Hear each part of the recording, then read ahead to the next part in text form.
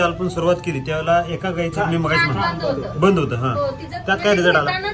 तिचं मी विकत आणताना पाणी येत होतं तिसऱ्या थानातून. हा आणि मग गाभ होती ती. मग तिला आम्ही काय मिल्क चार्जर चालू केलं कारण गाभांना ते चांगला असते ना. मग आम्ही तिला मिल्क चार्जर चालू केलं आणि जशी ती यायला लागली आम्ही थान पिल्यानंतर त्यातनं दूध आलं. इतकं मला आनंद वाटला की बाबा दूध यायला लागलं. आम्हाला सांगितलेलं एक ठाण बंद आहे.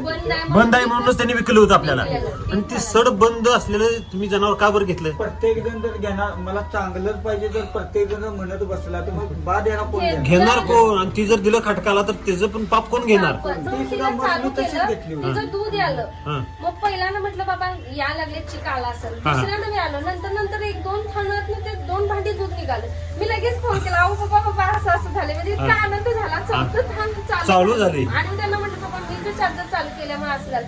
तिने नवीन गाय आणल्या. त्यांना म्हटलं तुमच्या पण गायला चालू करा. ती कमजोर आहे तिला चालू करा. आपल्याला जो फायदा झाला तो इतरांना पण सांगावं असं वाटायला लागलं. असं कधी झालं का हो की बाबा एखादं प्रोडक्ट तुम्ही आणले वापरले आणि तुम्ही प्रचार केला असं कधी झालं होतं का हो? नाही.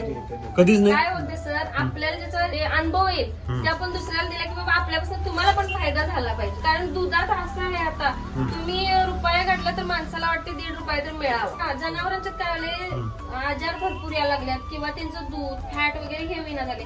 तुम्ही रुपया घातला दुधाचा मिळाला तुम्ही 2 रुपये औषधाला घातले तर काय उपयोग आहे तुमचा? म्हणून दुग्ध व्यवसाय हा तोट्यात चालला. तोट्यात चाललाय. बरोबर आहे.